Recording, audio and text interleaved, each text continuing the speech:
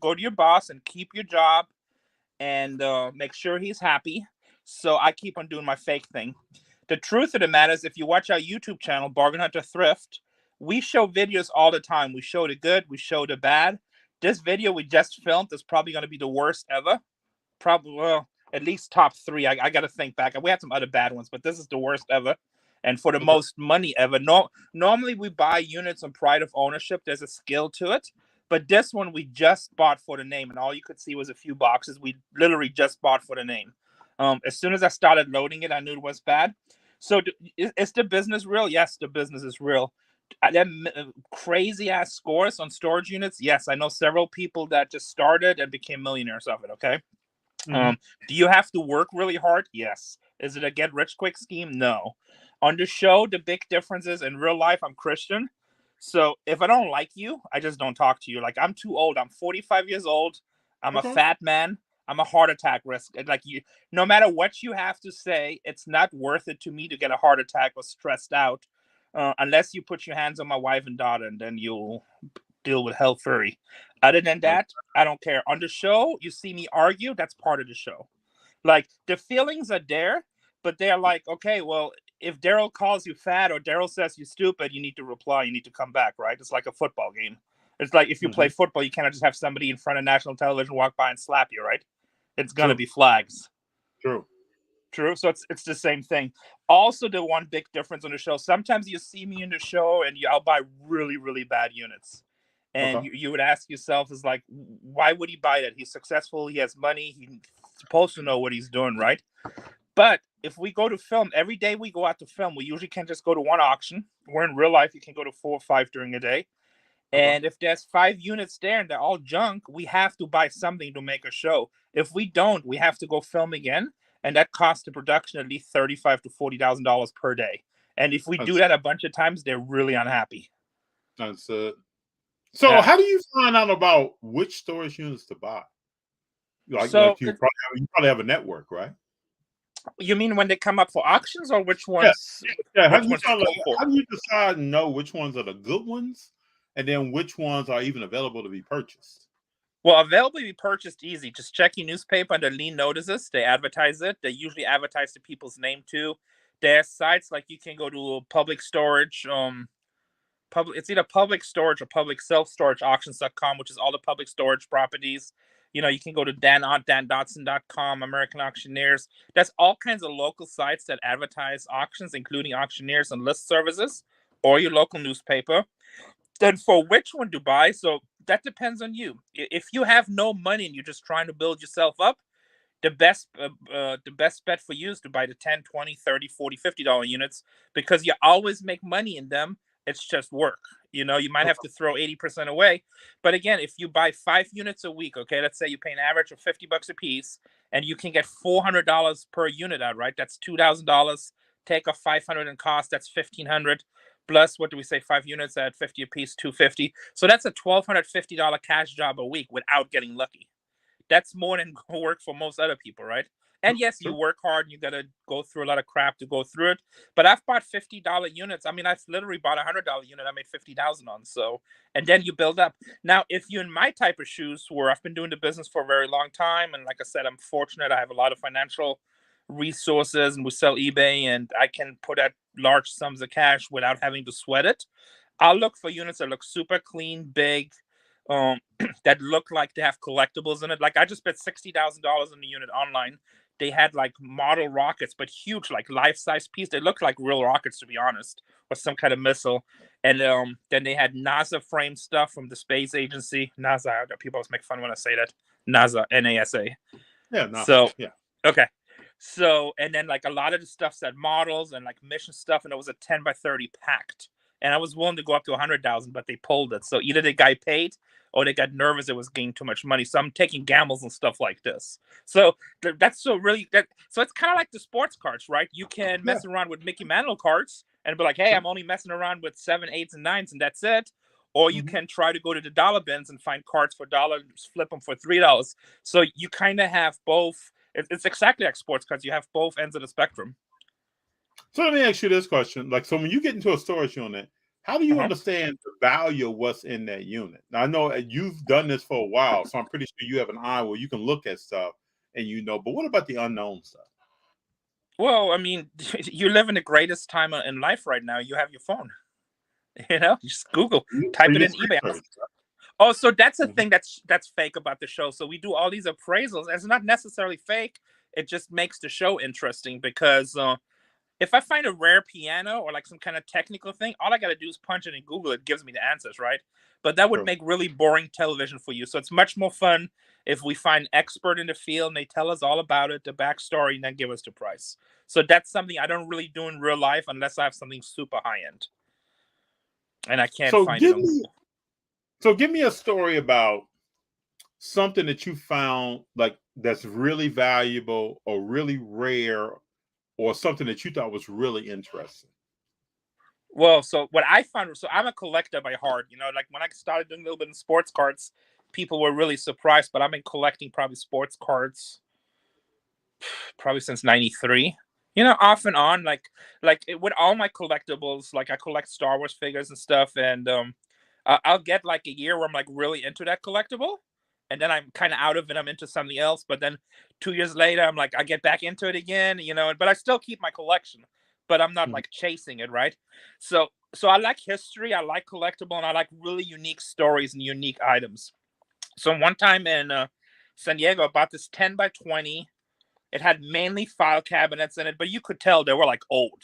They were like some cabinets looking from the 60s and 70s, some newer. Uh, it looked like something that somebody stored for a long time. It wasn't like file cabinets that were around the corner in a law office, okay? It had a Okay. bunch of old boxes in there, and I paid like $1,900 for the unit, which back then was a lot of money for units.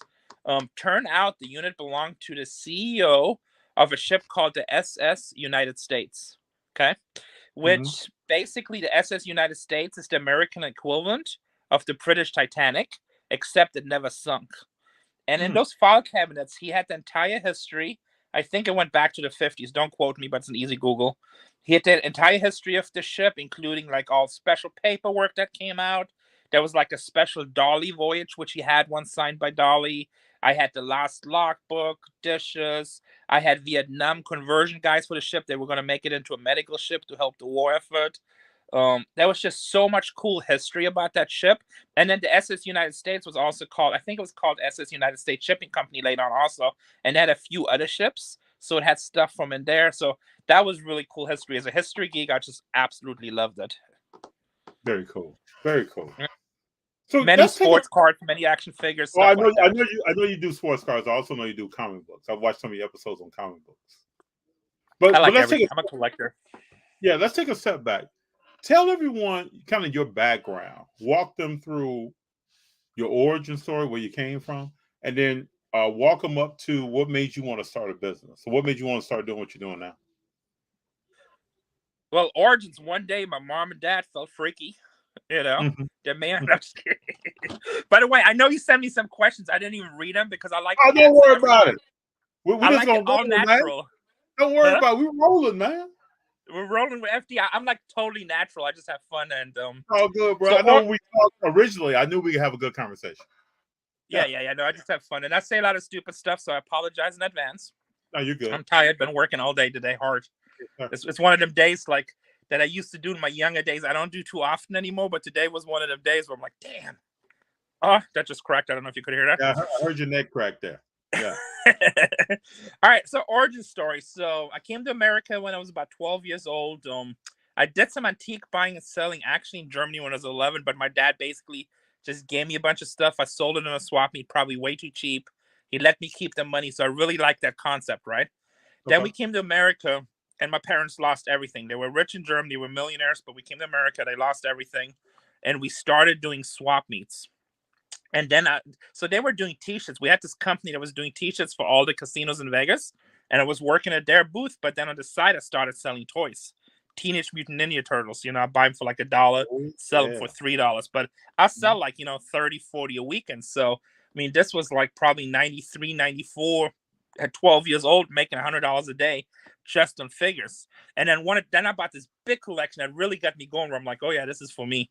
Where my neighbor kids, they were like high school boys going to prom, and they had like these two big boxes of nothing but He-Man, Castle Grayskull, all Oh that yeah, stuff, yeah. and then wanted money for the movies with the girls. I'm like, I'll give you $50. And I wholesaled that weekend to another deal on the swap meet, some crone guy, and that's like $400 or $500. I'm like, ooh, I like how this works. This is much better than me folding t-shirts and getting $20 a day. So I Hmm. started hunting on the swap meets for snap-on sockets. I had a whole network there. I knew every dealer, and they're like, hey, if you find a deep snap-on socket, I give you $4. You find a regular snap-on socket, I give you $3. I'm like, okay, can do. So I started going in the morning to all the booths and see if anybody had any snap-on sockets and try to buy them for 50 cents, $1, because I already knew I had them sold. I used to sell power tools, usually with $5, $10 markups to dealers directly. Then I got into the computer. I'm giving you a quick version. I got into the computer Go ahead. business, Yeah. started doing repairs, started publishing computer magazine, which stopped all my collectibles. And that became really big for a while, but it was a business with my family. Then I met this old guy in Vegas, and he's like, I sell casino chips, limited edition casino chips. I'm like, what is that? He goes like, well, if we have a NASCAR race, so the Frontier's issuing 5 different Tom Petty chips. Or Richard Petty. I think the NASCAR What's guy's the thing? Richard Petty, right? What's the Yeah, thing? Richard Yeah. five different Richard Petty chips. And they're $5 each. And we sell them on websites for $8 each. I'm like, 60% of your money, not bad. Plus they pay shipping, right? This was pre-eBay. This was all direct through like Mhm. news group fan clubs. And I'm like, kind of like that. And he's like, here's the best part. They're casino chips. So when you buy them for $5 and you can't sell them in 6 months from now, go return them. Could you imagine that in a baseball card hobby? If the That's guy's right. dead or sucks, they'll return them, right? As long Yeah. as I'm like, wow, 60% of my money. So I started doing that, and I slowly started doing it until the Rolling Stones came to the Hard Rock. They Okay. issued a $25 chip for the Hard Rock performance. I went to the Rolling Stones news group and sold like 700 of them for like 32.50. Like immediately, Yeah. like in a week. So that's a lot of money to me back then. At that time, I was probably 16 or 17. Hmm. Um, then eBay started coming. So I started a casino chip business on eBay, started selling dice and napkins, and started hunting for the old stuff, kind of like old cards. Eventually, I left the computer journal because I just wanted to be on my own. Got into eBay, started doing everything, and basically Friday, Saturday, Sunday, 6 a.m. till probably 3 p.m. I would be at yard sales and swap meets. And remember, this is pre-smartphone, so everything that we knew we had right here and we learned. So what That's I right. did back in the day, I would have a paper and pen with me. So if I go somewhere and a dude has a collection of something and I don't know about it, like Royal Dalton figurines, and he's asking $30 a piece, and I just don't know, I would write it down, and then I go home and I research on the computer. And then a lot of times back then, you could come back the next day and it still will be there, or now for the next time. And then it just kept on going. I met my wife eventually in my late 20s, and I was always buying and selling. I had a professional poker career there for a while, but then once we had a baby, I stopped that. I was trying to be responsible. Um, Understood. huh? Understood. Yeah. Yeah, I mean, I was really good at poker, and I actually just won a big tournament. But like all of a sudden, when you have a baby, it's like gambling is really hard. You're just like, oh crap. Okay, this guy's bluffing me. I know he's bluffing me. He's betting 1,800, but if I'm wrong, that's like a lot of baby formula. And what kind of shitty dad would I be? So I'm like, Right. I lost like 10 grand in one night, and which is by being scared. And that's actually not big because I had much bigger wins, much bigger losses. And I told my wife, I'm like, you know what? I can't play poker anymore. All of a sudden, the money matters to me. And all the Mhm. old timers used to tell me all the time, if you want to be successful in poker, you need to have your other source of income, and then go over to playing poker, so the money doesn't matter. Which That's that's right. where I'm at now, luckily. Um, I did storages here and there before, just for fun. But then once we got married and a few interns, we started getting really serious about it, really successful. Just build it up, did a store, then the show. That's like 40 years of my life in the 90-second version. I mean, that walks us through it, right? So I That want to was build that. upon. I want to build upon that. You're a business owner. You just walked us through a creative mind of how to really make money over time. Different things that you can do where you add value and you gain income. What advice would you give to someone, either young or older, who wants to start a business? What's some advice you would give them? Okay, so I give advice that upsets a lot of people. A lot of people get mad at me. So you sure you want that on your show? I want it. Okay, you sure? Positive. All right. So what I say, and a lot of people get mad at me, and they get mad at me for different reasons. This is the greatest country in the world. Okay. Does this country have issues? Yes, this country has issues, but so does every country. There's countries you walk in the street and you get shot in the head, and nobody says anything, does anything, or it's like, oh, that's just how it is, right? Mm-hmm. So in this country, if you want to be a businessman, okay, and you want to be a man, the only body that stops you from being poor or unsuccessful is you. That's it. If you're willing to put the work in, put the Nintendo down, put the weed down, put the beer down, put the partying down, whatever you do to keep you busy that doesn't make you money. When I was young, I was like, my friends would go to bars all the time, and I would go home at 7 o'clock. They're like, "What's wrong with you? Girls are coming, this, that." I'm like, I don't make money. I spend money here. I need to be at 6 a.m. in the swap meet because there's nothing worse to me, especially back then. If I miss a girl, whatever, that's fine. But if I hear that this guy went to the swap meet and at 10 o'clock in the afternoon he bought the biggest GI Joe collection that made him $20,000, and I didn't go because I was drinking with my friends. So the only thing that stops you in this country is you, unless you have some kind of major medical issues. I have friends from pretty much every background you can imagine that are extremely successful. Mm-hmm. And so what I would tell young people, work hard, never stop. If your competition works 8 hours, you work 12 hours. If Oh, and being honest. Be a man of your word. I've sold deals. I made deals with people where it just jumped up or something happened where I made a mistake and I honored the deals. Be honest, be a man of your word.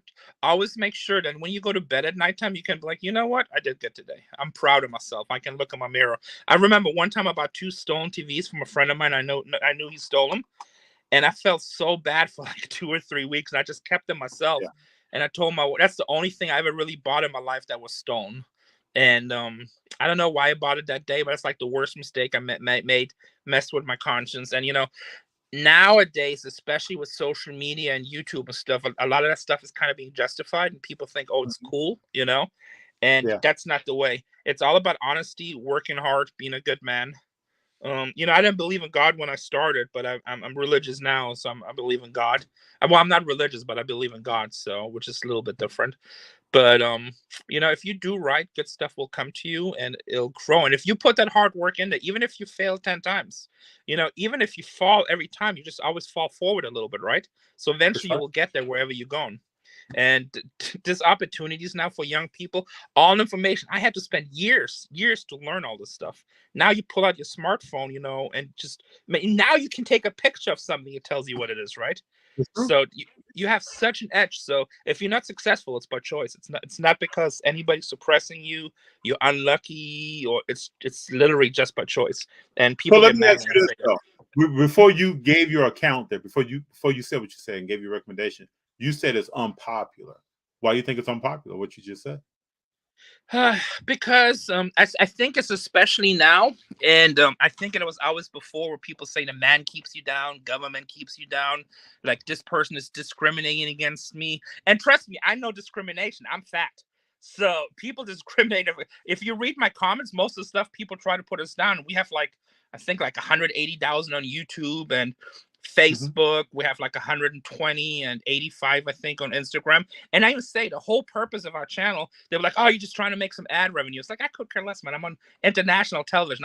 God has blessed me, okay? And I had a Mm-hmm. good business before that. Like I'm okay. I'm at a point in my life. I just want my daughter to go to college, give her all the options she has, and then I'm good. Okay. I'm not looking to buy 5 Lamborghinis. I could care less. Now, if I get really lucky, I'll probably would, but it's not my point, right? So my Yeah. point of my whole channel is to inspire young people and show them there's a different option. And it doesn't matter. Maybe you do good at college, maybe you didn't, but there's always many different options. And I think a lot of young people today, and also grown people, I get messages all the time where people say, "Oh, it's easy for you to say because you're rich." I'm like, number one, I'm rich not for the reasons you think I'm rich, and number two, I was poor most of my life. Okay, when I was little, I was rich. When I came to America, my parents lost everything. I used to go 3 times a week with my mom in the most ugliest station wagon you can imagine. It was eggshell white with the wood paneling, but my dad decided to paint the wood paneling green with brush strokes. Okay, and the Hmm. shit was falling apart. So you can Yeah. imagine what I looked like. One time, the worst moment of my life, I had this big crush at this girl in junior high school. And I pull up to this house and I go to the trash. I start looking through the trash, see if I can find anything. The girl walks out of that house. I was And like in sees eighth that grade. eggshell with the green paint on the side. All right, yeah, and I'm going through her trash. And I had history class with her in eighth grade. I was like, freak. She never said anything in school. She never said anything to anybody. So I still remember her name. Her name is Angela. She had short hair. I think she might have been Latina. I'm not sure. She was a mix. I'm not sure. Very beautiful to me. I really liked her. But obviously after that, and like, but I mean, that for like a guy, that's like, that was rough, you know? But we did what we had to do. So I tell people that like I worked myself to where I'm at. And I still do. I spent the day loading a truck, going through boxes, and it's not fun when it's crap. You know, it's fun when you go through and you start finding all kinds of killer stuff, you know. But when you go through and you just find crack pipes and garbage, it's not a fun job. So so the reason I'm saying that is because a lot of people, it's much easier to come up with excuses than just to go out and do and make it happen. So when we say this stuff, people that are not successful and have no interest in changing, they get very they attack, and they just don't like that. They don't want to hear that. They want to say they have an excuse why they're not successful. Now, if you have some major medical issues, and let me just tell you, I have a friend. His son is a quadriplegic. I'm saying that wrong. He's in a wheelchair. He barely can move his hands, neck. Okay. He's an editor for one of the studios, a head editor. He drives himself. He works himself. So there's no excuse. And he has like all the decks stacked against him because he can't lift up a cup of coffee. So if that guy can go out and be successful and probably has a six-figure job a year, so can anybody else. Let me ask you this, because I've asked people this question before. Go ahead. So you built yourself, you're successful.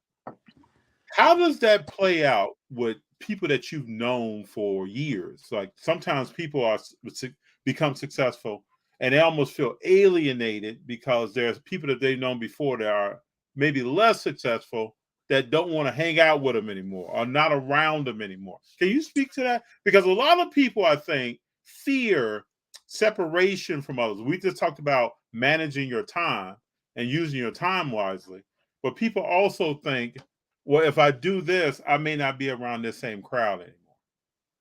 Yeah, so that's a really good question. Number one, I want to say success is a matter of perception. So I think for all of us, success, the first thing you have to decide what is success for you, and you have to be honest. You know, if success for you is to drink a 12 pack of beer and watch football on Sunday, and that's okay. I'm not even judging that because I love watching football on Sunday. I just don't drink the 12 pack of beer. So you got to find where your success is to begin with, right? Yeah. And then, so sorry, I lost my train of thought. I'm really tired. It's been a really long day. Go ahead. But Go ahead. so the second part, so what I do, it's a tough question. So I did have some friends that always want to be negative, and that as I was growing, or same thing, like I played softball 3 nights a week, and all those guys were really good friends. But then I decided, I'm like, okay, all you guys do is play softball and go to the bar, and that's just not who I want to be or where I want to be. And you know, I respect you and more power to you, and I hope you live happy lives. But I want to work myself up. Okay, success to me, I define success to find a good woman, to have a long marriage, going on 17 years. So I got lucky. I found a hot woman with bad eyesight, so that worked out perfect. Success would be for me now, make sure she doesn't go close to the optometrist. That's funny. Come on. No, I'm getting you humor. I'm catching what you're throwing. So you know, success was always to me in the past. I always wanted to have a really good family, have a nice daughter. I mean, I have a nice child, boy or daughter, and you know, hopefully be a good example, and then just raise them through. My daughter's about to turn 16. I think she's a wonderful person, so that's success to me now.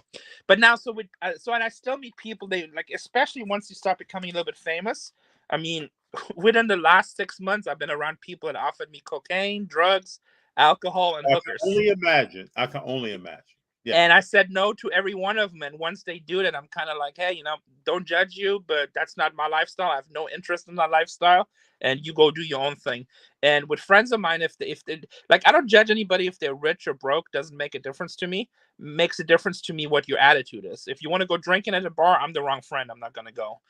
If you want to discuss business or how you can build yourself up or go to a card show and have fun and stuff like this, yeah, I'm your friend. Let's go. Let's have some fun. Even when I go to card shows, I always look for business opportunities. Or anything else, like, so even if you might be poor but you want to work yourself up, I'm like, hey, call me anytime. If you have an idea, we can shoot it back and forth. If I can help you, I'll be more than happy to help you. I can give you my perspective if I've ever been through anything like that, or if you just need support. And also that goes back to business. And I have friends that are trying to beat alcoholism. And I'm like, dude, Yeah. call me anytime. If you feel weak, call me. I'll come. So I'll keep those. I guess I'll keep people in my life that have a positive road where they want to go to. And I kind of Understood. cut the people out that want to be negative in any sort of way. And even those people sometimes know I'm like, hey, I'm like super, super busy. For me, it's so hard to keep a schedule. And like it constantly changes. Like if a killer unit comes up in Florida tomorrow, I might have to fly to Florida, right? Or Hmm. if like we just did a coin show where we signed a sponsorship deal like literally 36 hours before the shows. Like I tell my friends, I'm like, yeah, we're friends and we hang out, but never get your feelings hurt because I just live a crazy life. I don't live a normal You life. I don't told go, me that. You huh? told me that when we first met. You said, "FD, if you message me and I don't hit you right back, don't feel like I'm ignoring you, but I'm really really busy." So I Yeah, understand. yeah, no, and like we schedule this like 3 weeks in advance. Like I almost never do that with anybody because it's just so hard. And but at the same time I'm trying to be conscious to people because I don't want them to think, well, he's full of himself, or because I'm not. Yeah. I'm just a regular guy. Okay, like I said, Hmm. I'm loading a truck right now. I'm dirty. Um, like I'm a regular guy. I appreciate people. I love talking to people. I like obviously I feel pleasure. Not, I almost said pleasure. That would have been weird. I feel honored that people want to interview me or talk to me. Like I think it's all a gift from God that I can talk to somebody, just be myself, which to me is nothing special, but it makes people happy. So I always tell people like, look, just hit me up a few times. You're not bothering me. It's like I'll get back to you. And sometimes on social media it's a little bit hard because I'll get a bunch of messages sometimes. Well, I appreciate you. One Yeah, and question I I want to appreciate you too. transition to. One question I want to transition. We're talking about the sports car hobby. Mhm. I know you participate a lot. Give me some ideas on some of the changes that you've seen in the hobby, and let me know where you kind of foresee things going next 6 months or so. Oh I know you're boy. around. Yeah. I don't know how unpopular I want to get. I mean, the problem with the hobby, I've seen it in many hobbies. It's a good old boy club, and every hobby I've ever seen, it usually kills the hobby. I mean, was huge in the casino collectibles, and it was all old guys, and they all wanted to do everything with themselves and let nobody in. Mhm. And then eventually they started dying, and so did the hobby. I mean, I sold chips for like $10,000. You can get $50 for now. Yeah. So, and then you obviously you have two sides. You got the side that says, "Hey, I don't care. I just want to collect everything. I don't care about a value." And then you got the side which is my side. It's like, yeah, I really like collecting and I buy cheap stuff, and I don't necessarily buy for value necessarily because I buy a lot of weird old cards, non-sports cards, sports cards, but I just think they're really cool with artwork. Okay. I just Understood. found like it's T something. I almost want to say it's T214, but I'm sure that's wrong. But it's like some kind of military uniform cards from around the world from the early 1900s, and it's so rich and colorful. I just think they're awesome. I'm gonna start collecting that set. But at the same time, I want to have value. I want to give it to my daughter one day and be like, okay, I put 50,000, 100,000, a million, whatever into the stuff, and she can recover that or recover some of it. I don't want it to be like, okay, here you got 2 rooms full of worthless crap. Hmm. So that's the boat I'm in. So I do want to see the value. But with the good old boy network, obviously what's happening in the last 2 years, they were really squeezing it. They had opportunity to really expand. Like I was trying to I was gonna make a badass store here in San Diego because we really don't have any. We got a couple of older stores, but really it looks like they look like baseball card stores from the 90s. And it's Hmm. just they're different, okay? It's a different generation, it's different quality. I was gonna put it in the best mall. Panini wouldn't even return my phone calls. you know so and like I said, I just think I'm a regular person, but I got huge social media reach. Yeah. Okay, like if Yeah. I open up a baseball card store, I would get that article in TMC. So you can Google my name in TMC. They just did another one of my poker tournament win. I probably have 10 articles in there. I Hmm. would get all kinds of press, big stars out there. And like I think the mentality in the hobby with the older dealers is like everything internal, like try to keep everything in good old boy and don't expand, and then eventually implodes. And I think that's what we're seeing now. I think carts are really, really going to drop. I think after these midterms, gas will go through the roof. I think we're going to face sometimes next year $10 gallon gas. The reason I say that, people call me every day with different collections to sell, good Yeah. collections. And I tell them, it's like, this is what I pay. And some of them say, no, it's worth this. I'm like, go sell it on eBay. I mean, I don't know what to tell you.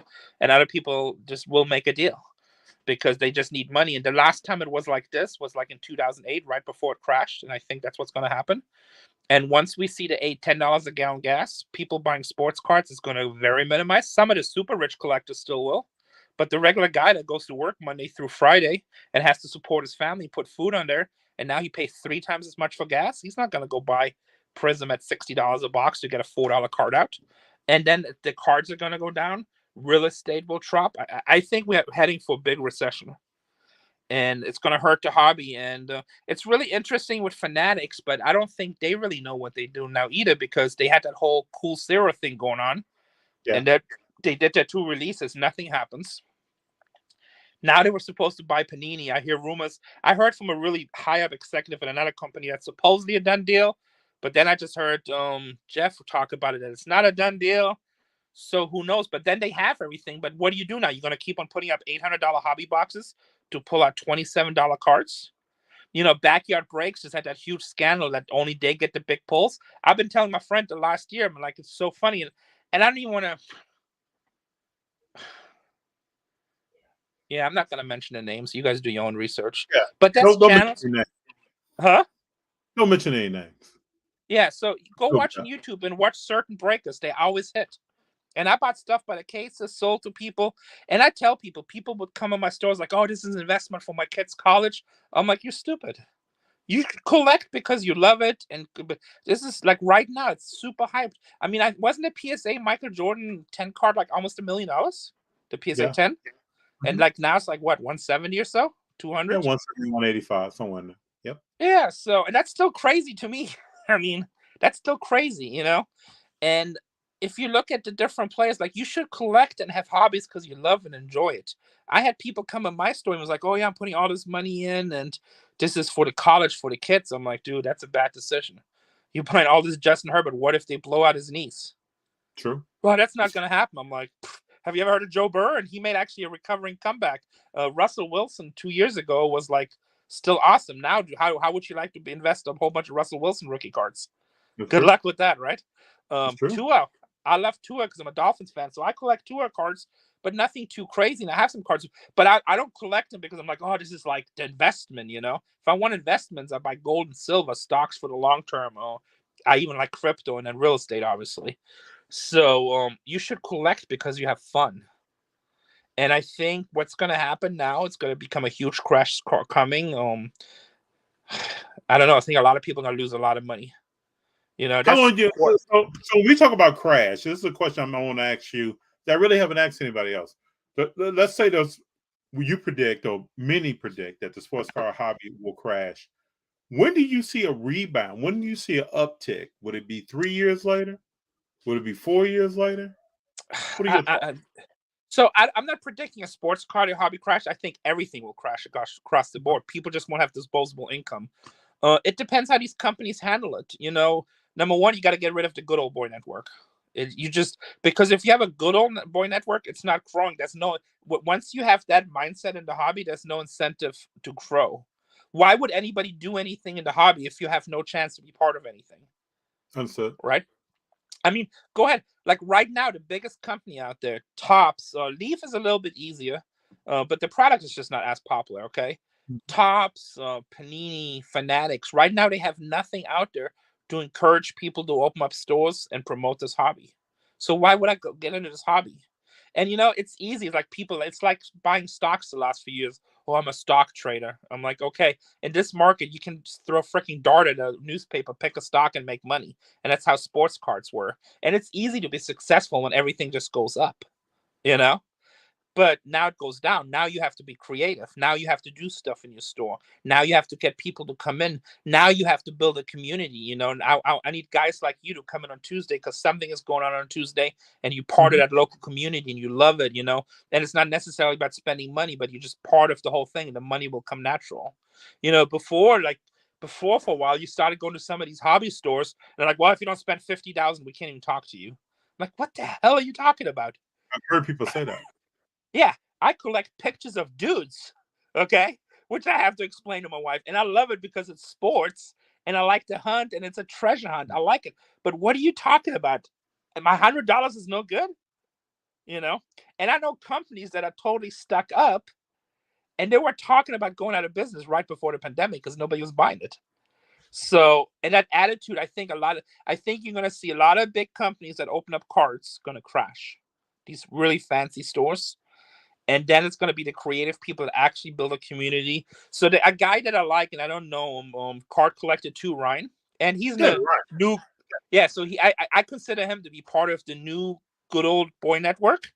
Okay. But that guy's at least creative. Like he does a lot of stuff in the store. He's interactive and he seems to be very creative. I think stores like him will adapt and will stick around a long time because anything in business, you're not just selling a product, you also sell personality and you sell an experience. That's true. I don't know if that answered your Keen, question. Like I'm all over the that's place. my question, Renee. Keen insight. Keen insight. So when we talk about what you have bought, sold, and I think you talked a little bit about some things you may keep for a personal PC. But tell us more about some things you make that you save for yourself, either because you like it, that you've come across that you think, oh, this is unique, or you just want to have it in the future. Because I know you've come across many different types of items Are we talking? in Are we American talking history and sports? beyond. Oh, we're Are we talking sports and beyond. or sports and beyond? Okay, so I like just like cool. So I'll show you one thing that I keep. Hold on a second. I got a stack of cards here. Like I said, I don't have most of my cards here, but I was cracking a bunch of boxes with a friend of mine, and he pulled these. I'm like, I gotta have these. Not really worth anything, but Mosaic. These are Oh Euro, yeah, yeah. Serge Gnabry autographs. So because they're German players, I just like them. Mm-hmm. So those two I'll keep. Here's the English one. I'll sell. You know, I mean, they're not super high cards, but I think they're neat because, like, I'm really into World Cup soccer, so that's part of the German team. I'm always fans of these guys. So, other than that, like for cards, I have a lot of vintage cards. I like anything Star Wars, obviously, not the new stuff as much. But I like vintage Star Wars stuff. I like vintage, like turn of the century cards of baseball players I've never heard. I was at the Gem Mint Collective. I bought all these. I think they were T108s. Or maybe Okay. I don't remember. I have videos, but they're just long cards that had two cards at each ends with the center card and they fold. Okay. So I got like five. I got 5 or 6 of those. Guy gave me a good deal. Graded. I love graded stuff for some reason. I don't know why, but like when stuff is graded, it's always super exciting. I love original Star Wars figures, on card and stuff. At one time, I had a huge collection, and then when my store was open, I was like, you know what? I'm gonna make this an experience. I'll put the whole collection in here, just be badass. Anybody that likes Star Wars is gonna be like, I can't believe it's in the store. And I'm like, it's too expensive. They won't be able to buy everything. I just sell a few pieces. My wife is like, you love that stuff. I'm like, yeah, we'll sell a few pieces. And like we sold like everything in 2 weeks. I was like, damn, it started selling fast. And like halfway through, I was like, And I'm like, well, it's not complete anymore. I don't care. But I told my Yeah. boys, no deals on any of these. And now I started collecting again. I just got a Princess Leia on card. Okay. And yeah, so I like really, really unique stuff, like or stuff that makes good stories or people talk about. Like I just got this, and I'm not sure if I'm going to keep it yet, but from the Queen Mary, a fire alarm with the wooden board, with the top thing, everything. I think that's just kind of cool, Yeah, it's kind of cool. Yeah, so I like historical pieces. I like military stuff, history pieces. All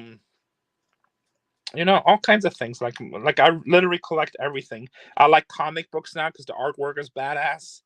I could care less about the comics or the characters, but cool covers. And I really like Golden Age. I just like that the color they used back then. And like I probably go more towards like the not necessarily superheroes, but I like the ghost stories and like all the weird stuff. So I love sci-fi comic covers. Signatures. I like all. I mean, I literally like all kinds of stuff. I have a problem probably. No, well, I mean, Renee, you see so much that if I saw what you saw, my collection would probably be, It's that's the hardest part about the Disney.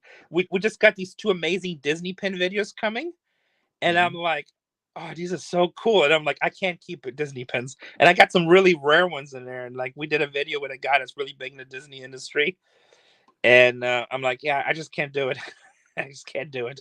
I got a question for you because I want to know more about you. What Yeah, what do go ahead. you what when you watch? Do you watch TV? Do you watch movies?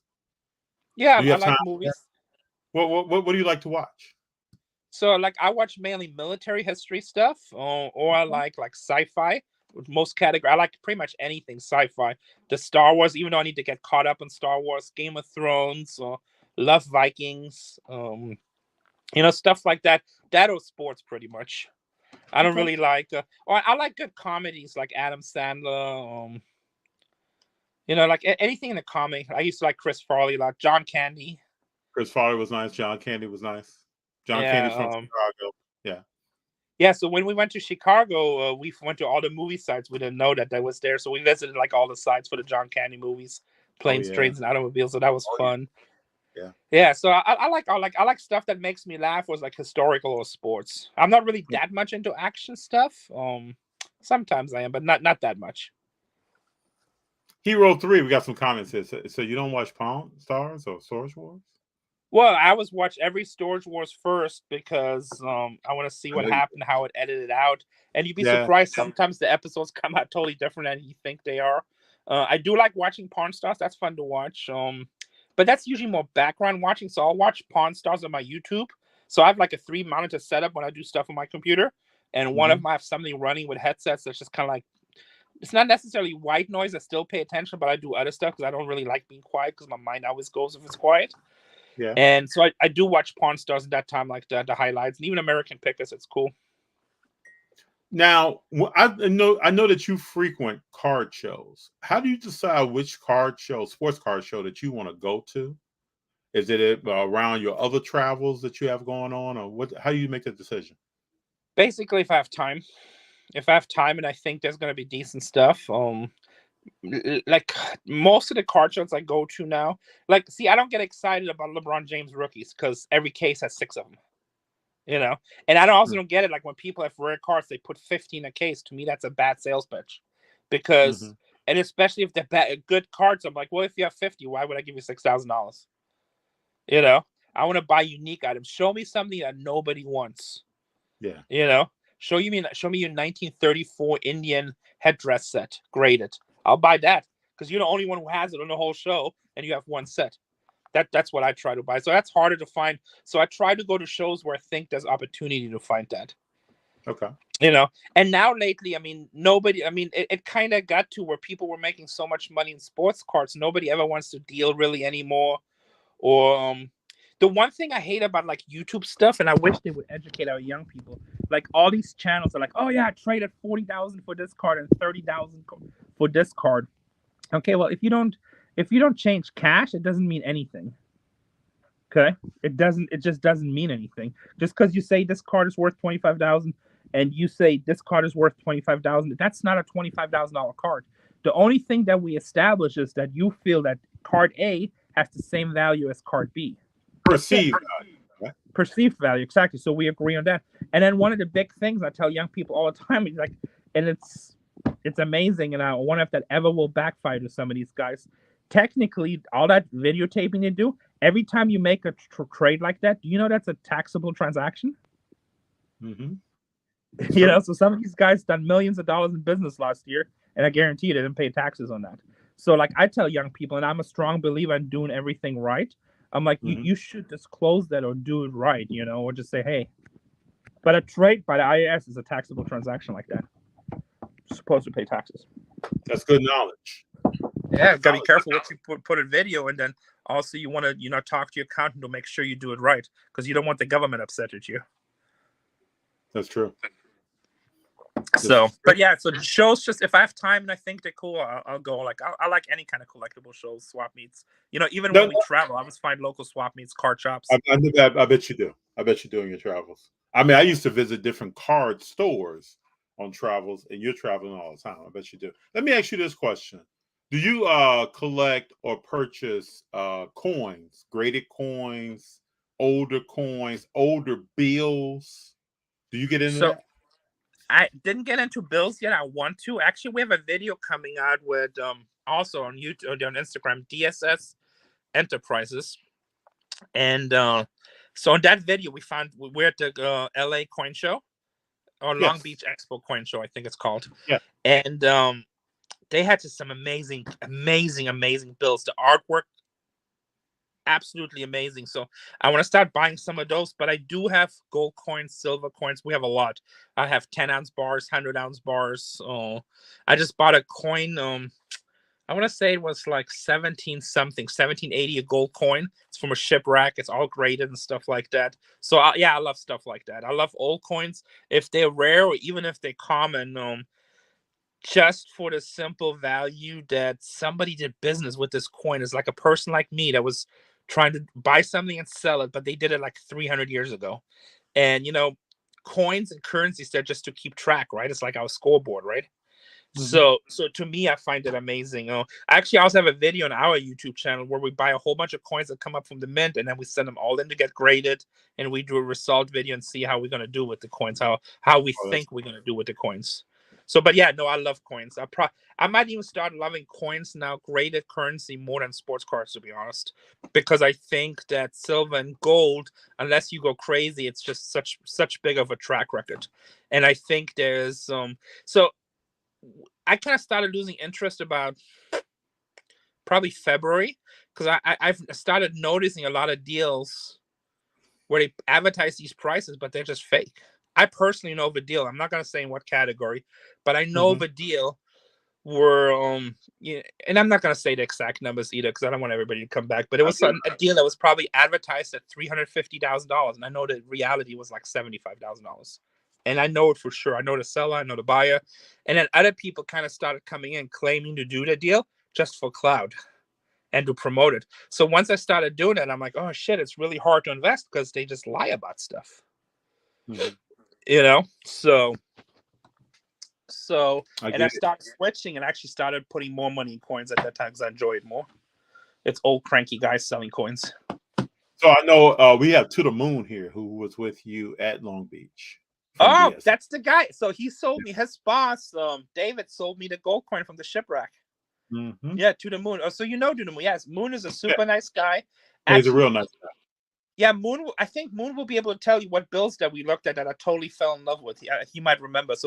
So we did a video with DSS, and that's coming out hopefully the next 2 weeks. I got to edit it, and we show some killer coins. We went on his whatnot. I got some nice whatnot coins too. I think I bought some coins. Actually, you know what? I bought some coins on his stream for my daughter. I forgot what they were. They were Peanuts coins, Peanuts 1-ounce coins or something like that. Okay. So when you talk about editing and all that, I know you have a team that helps you go through storage units, right? I have employees, yes, but I mean, it's like a drug. When you find a good unit, it's the hunt. You don't want nobody else opening anything. You're like, nobody touch nothing. So you pay all these people that just. So now, what about your videos? Do you edit this stuff yourself, or you have people doing that for you? So I did editing until like probably the last months. That's why they're so bad. And now we just hired a full-time editor, but I still edit stuff here and there. Just because my editor is busy. We're probably gonna go eventually to 4 or 5 videos a week, and then also we edit 2 versions. We have a Facebook version and a YouTube version. But we're just kind of in transition right now. But I'm hands-on with everything in life, and I think business owners should do it. If you have a truck company, drive the trucks for a couple of months, so that will do 2 things for you. Number one, it will teach you the perspective of the employee because you've done it. You dealt with the good and the bad, right? And it also will stop an employee from bullshitting you. Like I literally had with my workers, I come back, I'm like, hey, get this truck unloaded, get in this unit. I know what's in it. It's just something, right? And I come back like 4 hours later and it's only like halfway done. I'm like, what the hell? And they're like, oh, it's just so much stuff and blah, blah, blah, blah. I'm like, okay, I tell you what. So you guys say, so this is basically a 6-hour job for the 2 of you guys. Okay, this is what we're going to do. You guys going to load it all back up. I'll pay for the time. And then we're going to time it. I'm going to unload it by myself in 3.5 hours. They're like, dude, you can't do that. I'm like, listen, if I do it, you work the rest of the week for free. If I don't do it, I'll give you 5 weeks worth of pay. They're like, oh, no. I'm like, okay, we're going to let this one slide. Next time when I'm not here, if you can't work without me supervising, I just need to find new employees. And that puts an end to that because I know how long stuff takes. I know how the truck drives. I know how to edit. I know what's possible, what's not possible, right? So I believe if you want to be successful in business, you should know a little bit about everything in your business. Now, you should have basic understanding of marketing, have Mhm. basic understanding of QuickBooks and your taxes, have basic understanding how fast something should load or how long it takes to something list, and then hire people that are much better than you. Just make Yeah, sure you have that basic understanding so they don't bullshit you. very true. I remember I had a job once, so I worked in sales, and I asked to be on our service side, servicing the customer, taking product in, bringing product out for 6 months, so I can understand what the hell was really going down before I tried to sell somebody something. And to me, it made the sales job just that much easier Yeah, because because I you know knew what you're talking about. knew the ins and outs of everything. What's really happening? Yeah, no, that's smart. We got Dexfo Toys here. He says, Renee, I found your YouTube channel from searching AFA graded transformers. That's my other passion. I don't know that much about him, but I spent about, and I don't remember, but it's on my YouTube channel. But I'm guessing I spent somewhere between $40,000 and $60,000 with Aubrey Huff, the famous San Francisco baseball player. He won Yep. 2 World Series. Yes. Yeah, so I bought a bunch of bats from him, balls, the Transformer collection, which was, I think it was like 30 or 40 pieces I bought from him. Again, it's all on videos. It's been a few years ago, so I don't remember. And I bought some other stuff from him. But yeah, Transformers were awesome. That was a great deal. I wish I would have kept those a little bit longer till the pandemic because I'm sure it all doubled like all the other toys. Have you? I know you probably got into a storage unit and found movie memorabilia, like posters, things dealing with movies. Oh, yeah. Collectible posters, even on-screen one stuff. We bought Farrah Fawcett's storage unit. We had like all these outfits of movies that she did later on. You know, a lot of Lifetime movies and stuff like this, but still stuff that she wore on screen. And she is Farrah Fawcett, you know. Interesting. Yeah, So I found pretty it much is everything you can interesting to get the imagine. stuff that you find and you quickly evaluate it, and then you quickly move stuff. Like, what's your typical turnaround time? Because I remember you said this in an episode one time where you talked about from picking something up at a storage unit to how long it takes you to get that thing sold somewhere and get it moving. So remember, my life has changed. When I was doing just Mm, storage units, basically we buy something today, it gets on the truck today. Tomorrow we're unloading at the store. We mhm. pricing it, it's on the shelves the same day. And sometimes it sells in 10 minutes and sometimes it sells in 6 days. Another thing for business, I don't care how long it takes for something to sell, as long as I hit my daily, weekly, and monthly numbers. That's my major concern, right? Obviously, Huh? you don't want any debt stock or debt space, but the overall, I'm not too worried about that. Now we just mainly do eBay. And again, I don't care how fast it sells because I literally have items that sometimes sit on eBay for 2 years and then they sell. That could be for different reasons. Maybe when you first listed, you have a much competition and then it all goes and you sell it. Or it happens, it's such a unique item. You just got to wait till the right person comes. Sometimes your price might be a little bit higher because that's what you want for it. But as time passes, the price goes up and now you're cheap. I mean, we Hmm. had these horror dolls. What's it called? The horror Yeah. high school. Okay, you know what I'm talking about. So, Mhm. and they were mint case fresh, and people were selling for like 40, 50, but they were like, that was already high. And I'm like, man, mine are case fresh. That was just $60. And we had them up for like 7 months, none of them. And then within a week, we literally sold every one because they sold out. The price went up, and now it was cheap and at the best condition. So, same thing. I don't care how long stuff takes anymore, but it used to be pretty quick. But now I literally, I mean, I have that comic book hoarder house. I got two 10 by 20s or three 10 by 20s with probably, I think it's like 2,000 boxes of toys from the 40s to the 2000s and comic books I've never looked at. I have in one of my offices, I got sitting against the wall 10,000 Golden Age and Silver Age comic books. Oh I've wow. been offered a couple 100,000 for the collection. It's a lot of 20 to two, three, $400 books. I'm sure there's some higher ones in there too. I just haven't had time. That's been sitting there for like 3 or 4 years. But to me, it's just an investment. Most of the time, I already got my money back on all that stuff. Some of it goes up, some of it goes down. But remember, my life changed a lot. Also, we have all our influencer stuff now, which I mean, you can make really good money with doing videos and stuff like this. Mhm. And I have a sponsorship with America's Card Room, which makes me. I just went to Uruguay to play that poker tournament. Still represents Storage Wars. Shoot, there's another one. And then I have sponsorships with, like, we had a deal with DSS Coins with Moon. So and Yep. we're talking about becoming like that's our exclusive coin shop where we'll do more stuff with them in the future. We just had an eBay deal going on where we did an eBay video, and there's discussion for further stuff in the future. So I had like my life is different than just buying and selling. And obviously, sometimes I hate it, to be honest. Like I love it that I have sponsorships and people pay me to show up, and I just got to be myself, and it helps Mhm. their businesses. But it's Yeah. not as exciting for me. I rather go buy 2 boxes of rare collectibles, go through them, and treasure hunt, right? Because Yeah, you like that's that what's hunt. Yeah. Yeah. yeah. I need that hunt. And just going to a card shop and buying a rare card is fun, but it's just not the same thing. It's like when I bought the Hoarder house, it's like I almost didn't buy it because we just started filming a new episode, a season of Storage Wars. And I'm like, do I really want to deal with a Hoarder house away for 6 hours from home base round trip? And then we got in the back. It was like the first couple of days I hated it. It was so packed. I mean, we found a lot of cool stuff and a lot of money items, but it was just like I don't know, it's just a lot of work. And then we got in this room in the back that nobody's been in for like 30 years. And it was just amazing. I mean, Flash #1 from the Golden Age. I Oh sold it wow. in terrible condition for 25,000. Spider-Man 2 through 100, Amazing Fantasy 15, X-Men 1, Avengers 1, Wow. Daredevil 1. Yeah. Um, you know, I mean, I paid $20,000 for that house, and I'm gonna make somewhere probably between 600,000 to a million, and half of it I've never even looked at. I mean, we just literally just opened up boxes and boxes and boxes. Right before the pandemic, we bought a warehouse for 5,000. It's all on our YouTube channel, and I think I roughly estimate we took out 25,000 action figures. You know, Interesting. I've only looked at probably about 20% of them. It was just so much. It was just all boxed, and we're just loading these trucks, sending them back to San Diego. It's like so that stuff is like so we'll have unboxing videos and stuff, and that gets my heart pumping, and I love it, and it's work, but that excites me. Going to do a sponsorship or a meet and greet, it's cool. You make good money, but it's not as exciting. It feels Oh, more like a job sometimes until you get to meet the people. Like the people are fun, they make it worth it. But I'd rather be hunting. I can completely understand. You know, Renee, I don't want to keep you too long. You're good. You're good.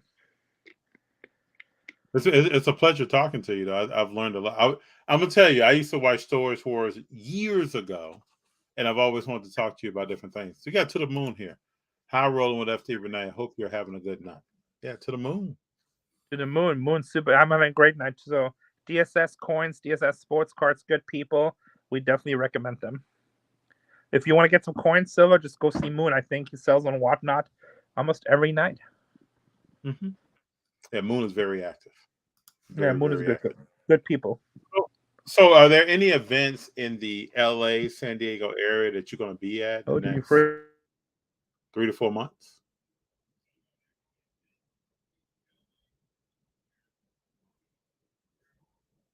If I lost Renee, he would be right back. I'm pretty sure.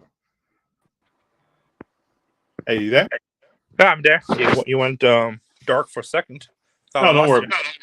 I was just asking, in the next 3 to 4 months, are there any events you're going to in the LA, San Diego area, or Nothing. even the Bay, Even what? even the Bay Area? I don't know nothing with the Bay Area yet. So I know I got inquiries. So we might do another coin show with DSS, but Moon would know that one. Okay. Um, that would be the LA area. I might go to some card shops if I have time. But so when you say events, I'm thinking like official appearances. Oh no, I'm just thinking like things you plan to do. No, Oh, so doesn't there's have. a big show. There's a big show going up. Somebody just hooked me up. Like I met the guy who runs it. It's I forget what it's called. It's like an anime comic book show. It's like Okay. kind of creator show, and it's in LA. So I'll be at that one. I'll put it out on my Instagram. Okay. I'm flying out to Kentucky. I'm going to do a meet and greet in Kentucky with Chris Moneymaker. He's opening up a card room out there. So Okay. he's a good friend of mine. So he has his own card room. I'm going to go out there. And then I'm going back to Uruguay in February for meet and greet and poker tournament. And then who knows? I don't know yet. I'll be all over the place. I jump all over the place. It's all good, man. I know how you get down. It's all good. Well, Renee, I want to thank you for being here, taking the time. I know you had a busy day today. Spending some time with the Rolling with FD community and answering some questions. And I've learned a lot about you. I think when I bumped into you at the Mint and we started talking, I already picked up some things that I thought was real cool. But it's good to get on here and actually talk to you. Awesome. Thank you. I really appreciate it. And I hope I answered all your questions. If I didn't, write down some more. We can do this again. It's fun. I always Yeah. like talking. Yeah, I'd love to have you back on again. And one thing we got to do is I think we got to come down whenever you have time that's free and spend some time with you and film some content actually with you. I'll dig into a storage unit, start ripping some boxes open and find out what's going on. Let me know when you're ready. We'll do it. It'll be fun. We'll have you loading trucks. Yeah, Like, I'll this is load truck, bullshit. man. Yeah. Somebody find a card shop and give me a hobby box. What the hell did I sign up for? Yeah. Yeah, like, Jeff wanted to do something too, and he's like, "Okay, let's find a unit with just full of sports collectibles." I'm like, "It don't work that way." It don't work that way, bro. Yeah, you got to come out I here and mean, grind, man. Yeah. yeah, we'll buy units that look good and have potential, and then sometimes we do the happy dance and we love life, and sometimes we're just like, "This is bullshit. I should have went to college." All right. So before we get out of here, you saw the intro, and I asked people who they're rolling with, and then they say they're rolling with FD. Okay. All right. Let's do it. All right. So I want to ask you, hey Rene, who you rolling with? Rolling with FD. Thank you, brother. I appreciate your time. Tell your wife, your family, your daughter, everybody that we say hello. I really appreciate you, sir. You don't know how much. And I'll stay in contact with you. And we'll plan something whenever you think the time is right. We can come down, spend a full day with you. All right. And can I add something real quick? Yeah. So, and because I was negative about a couple of things about the card community, and that's mainly about the industry, I just want to say I love the card community. I love cards. I love the hunt. But I'm always very honest, and I just say what I think, So it is what it we'll is. do, Rene?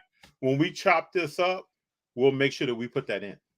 Okay, cool. Because I love cards, I love the hobby, and I wanted to grow, but right now it's kind of, we'll see what happens. We'll see what happens, but hopefully it grows. If it goes low, I get to buy a bunch of cards cheap, which is cool too. And that's kind of what's been happening. Yeah, it's okay. It's like we'll see what happens, but hopefully everybody's a good time. But I just want to make sure that people know I love the community, and I know you do. Like I love collecting. I love cards. So everything I say When is I just saw from you the at the heart Mint, and what I think. yeah, when I saw you at the Mint, I knew that you had love for what was going on. Yeah, it's all good. It's all good. All right, God bless you, my friend, and we'll talk again soon. Yes, sir. Thank you. Bye. Bye-bye.